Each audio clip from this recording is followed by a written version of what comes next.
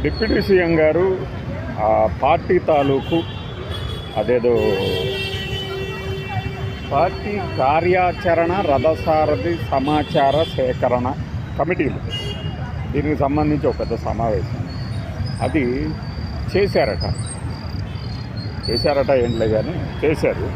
అయితే ఆ సందర్భంగా ఆయన ఏం మాట్లాడాడు అంటే ఆశ్చర్యం వేస్తుంది.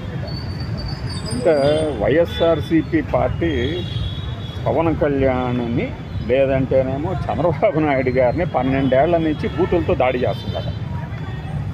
ఇదైతే ఆయన అయితే చెప్పినట్టు నాకు క్లియర్గా అర్థమైంది. ఈ మధ్య నానాజీ గారు ఇది మాట్లాడితే నాకు అర్థం కాల. నానాజీ గారు మాట్లాడితే ముందు అసలు ఆ నానాజీ పనే అనే పదమే అర్థం అవ్వలే. తర్వాత అర్థమైంది, ఓహో మనం అంతకుముందు కూడా ఒకసారి చెప్పాం కదా, ఈయన సోషల్ మీడియాని విపరీతంగా ఫాలో అవుతాడు, తనని ఏమన్నా అంటే అస్సలు సహించలేడు, ఆ రోజంతా ఉక్రోషంతో ఉంటుందేమోనని కరెక్ట్గా ఆయన గమనిస్తున్నాడు అనే విషయం ఈరోజు కార్యాచరణ కమిటీ సాధన సమావేశంలో అర్థమైంది. మరి కాకినాడలో ఏం మాట్లాడారు ఈ వైసీపీ వాళ్ళు, మేమన్నా మర్చిపోయారనుకుంటున్నామా ఏంటి అన్నాడు. వాళ్ళు ఏం మాట్లాడారో నిజంగా నాకైతే గుర్తులేదు. అయితే నేనైతే ఒక వ్యక్తి గురించి, ఇంకా ఈ వ్యక్తి గురించి ఈ కూటమి నేతలు ఎందుకు పట్టించుకోలేదు అనుకున్నాను. ఆ వ్యక్తి గురించే వీళ్ళు మాట్లాడారు, నాకు అర్థమైంది అది. కానీ దానికి దీనికి సంబంధం ఏంటి అంటే టీడీపీ వారిని దూషించినందుకు ప్రతిగా 7 ఏళ్ల తర్వాత పంతం నానాజీ అనే ఎమ్మెల్యే తన పంతం ఎక్కించుకున్నాడు అనుకోవాలా? నాకు అదే అనిపించింది. మరి మిగిలిన సమావేశాల్లో మాట్లాడినంత ఆవేశంగా అలా ఏం లేకుండా రాసుకొచ్చిన స్క్రిప్ట్ని డిప్యూటీ సీఎం గారు చక్కగా చదివారు. ఈ మధ్యలో ఈ నరసరావుపేటకు సంబంధించిన మునీరు ఏదో ఒక పేరు చెప్పారు, ఆయన తెనాలికి సంబంధించి శివనాగరాజు అనే ఒక టైలరు, ఇంకెక్కడో ఒక ఆటో డ్రైవరు, అంటే సమాజంలోని రకరకాల వృత్తులు చాలా తక్కువ స్థాయిలో ఉన్న వాళ్ళుగా చెప్పబడుతున్న వాళ్ళందరినీ గుర్తించాను నేను. ఎందుకంటే మీరు ఈ మధ్య సాధకుల సమావేశానికి పిలవలేదని బాధపడ్డారంట కదా, అందుకే పిలిచా. ఎందుకంటే మీరు బాధపడితే నాకు తెలుస్తుంది అని చెప్పడం మంచి విషయమే అది. ఆ శివనాగరాజు పాపం నాకు తెలిసి కనీసం ఒక 3 ఏళ్ల పాటు పవన్ కళ్యాణ్ గారిని అభిమానించడము, మద్దతు ఇవ్వడంలో అసలు దగ్గర. అంటే ఒక కార్యకర్తని పేరు పెట్టి పిలిచి అందరిలో నిలబెట్టి ఈయన పార్టీ గురించి బాధపడ్డారు, పార్టీ గురించి చాలా కష్టపడతారు అని చెప్పడం అనేది ఏంటంటే ఆ పార్టీకి సంబంధించి క్యాడర్లో విపరీతమైన ఉత్సాహం. ఇప్పుడు నా శివనాగరాజుని మీరు కదిలించి చూడండి, నా అన్న నా దైవం అంటూ మొదలు పెడతాడు. అదేంటంటే ఒక ఇంటిమసీని ఏర్పాటు చేస్తుంది, హయ్యర్ లెవెల్ నుంచి లోయర్ లెవెల్ వరకు. ఒక 18,000 మంది సాధకులు ఉన్నారు, వీళ్ళే నా బలం అని పవన్ కళ్యాణ్ గారు చెప్పడం ఆ పార్టీకి సంబంధించి. అయితే ఈ విధి విధానాలు అనే పదం చాలా రోజుల తర్వాత మళ్ళీ విన్నా. ఎంతసేపు కూర్చోబెట్టి వీళ్ళందరినీ బలంగా అనే ఈ 2 పదాలు ఒక రకంగా బలప్రయోగంలాగా పదే మాట్లాడేవాళ్ళు. కానీ ఈ సమావేశంలో మళ్ళీ విధి విధానాలు మళ్ళీ తెర మీదకి వచ్చినందుకు సంతోషంగా ఉంది. ఈ 18,000 మంది పార్టీకి బలము, పార్టీ తాలూకు గొంతుకగా ఉండాలి, ప్రతి చోట కూడా మనం బలపడాలి అంటూనే చాలా తెలివిగా ఒక విషయాన్ని ఇండైరెక్ట్గా చెప్పారు. ఇది అక్కడ వెనకున్న వాళ్ళందరికీ అర్థమైంది, ముందున్న వాళ్ళకి ఏమాత్రం అర్థమైందో తెలియదు నాకు ఈ సమావేశానికి సంబంధించి.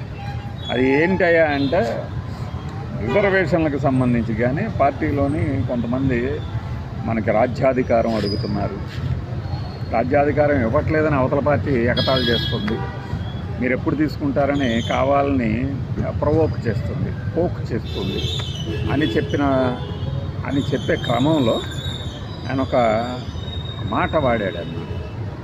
అది ఎస్కేపిజం అనిపించింది నాకు. అది కాకపోతే మరి మీరు అధికారం కోసం మీరు దేహి అనడం ఏంటి, మీరే తెచ్చుకోవాలి కదా అంటే వాళ్ళు ఏం అడుగుతున్నారు, మనమే సమాధానం చెప్తున్నాం. ఇది క్లారిటీ ఉండాలి. అది ఏం క్లారిటీ? కాపులకు రిజర్వేషన్ల మీద ప్రభుత్వాన్ని నిలదీస్తారా, ప్రభుత్వంలో భాగస్వామిగా ఉన్న ఈ పార్టీ అనేది పార్టీలో కూడా ఉన్న ప్రశ్న, చుట్టుపక్కల సొసైటీలో ఉన్న ప్రశ్న. ఎప్పట్లాగానే నన్ను ఒక కులానికి నాయకుడిగా మీరు చూడొద్దు, నేను ఈ కులాల గోడలు వద్దు, కులాల ఐక్యత కావాలి అని మళ్ళీ అదే మాట. కులం గురించి ఎందుకు మాట్లాడతానంటే అంటూ ప్రతి సమావేశంలో కూడా ఈ క్యాస్ట్ గురించి మాట్లాడాల్సిన అవసరం ఏంటో నాకు తెలియలేదు.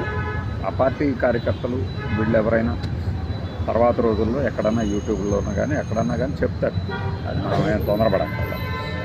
అయితే కాపులకు రిజర్వేషన్లు అనే ఒక ఇష్యూ మీద వైరివర్గం వైఎస్ఆర్సీపీకి సంబంధించి కొంతమంది లీడర్లు ప్రశ్నిస్తున్నారు అన్నది తెలుసుకునే ఈ ఎస్కేపిజం అనుకుంటున్నాను నేను. ఏది మీరందరూ కనుక బలంగా ఉంటే అసలు రిజర్వేషన్లు ఇవ్వటం కాదు, మీరే ఇంకొకరికి ఇచ్చే స్థాయిలో ఉంటారు అని ఎవరికి చెప్తున్నారు?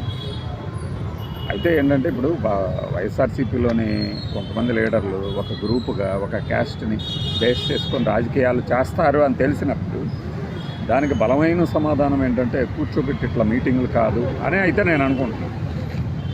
వాళ్ళు మీరు అధికారంలో ఉన్నప్పుడు ఇవ్వలేనప్పుడు మమ్మల్ని ఎలా ప్రశ్నిస్తారు అని ఈజీగా అడగవచ్చు ప్రశ్న. అట్ ద సేమ్ టైం ఏంటంటే ఈడబ్ల్యూఎస్ ఎకనామికల్లీ బ్యాక్వర్డ్ రిజర్వేషన్స్ అనేది ఒక్క వీరికే కాదు అందరికీ ఇచ్చారు. అది ఎవరు రాజశేఖర రెడ్డి గారు తీసుకొచ్చారు.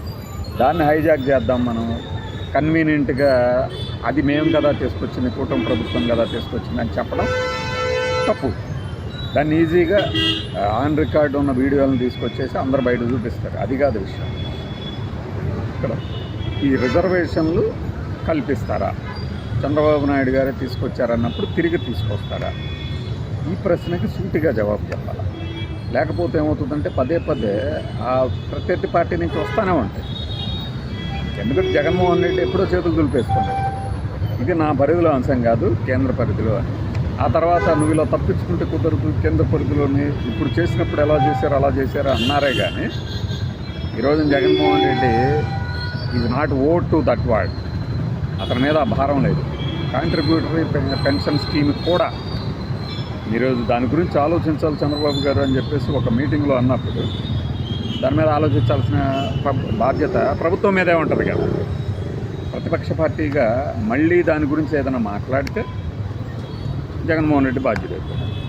ఇలా ఉన్నప్పుడు అయితే ఒకటి ఈ సమావేశంలో కూడా మళ్ళీ జగన్మోహన్ రెడ్డి ప్రస్తావన చాలా బలంగా వాళ్ళ గొప్పతనం ఏంటంటే 11 సీట్లు పడిపోయినా కూడా చాలా బలంగా మాట్లాడతారు. అదే వాళ్ళ గొప్పతనం. రేపు 1కి పడిపోయినా కూడా అంతే బలంగా ఉండండి, మిమ్మల్ని తగ్గొద్దు అని కూడా అన్నాడు. మీరు ఎగతాళిగా అన్నా కూడా జగన్మోహన్ రెడ్డిని ఐజం అది ఏంటి. ఇప్పుడు చూడండి, ఈ టైంకి అమరావతి గ్రామాలు అని చెప్పబడుతున్న వాటిలో వీళ్ళు వెళ్ళి పరామర్శ లేకపోతే నిరసన యాత్ర చేపట్టారంటే ఏమనాలి మరి? దాన్ని ఒక రకమైన మొండి తెగింపే అనాలి కదా. దీని మీద మాకు ఒక వైఖరి ఉంది అంటే ఆ వైఖరిని మేము తిప్పికొడుతున్నాం అని అక్కడ వాళ్ళు అంటున్నారు కూడా. సో రాజకీయంగా ఏంటంటే ఒక వ్యూహం, మన సాయిరెడ్డి గారి మాటలు చెప్పాలంటే ఒక స్ట్రాటజీ కావాలి.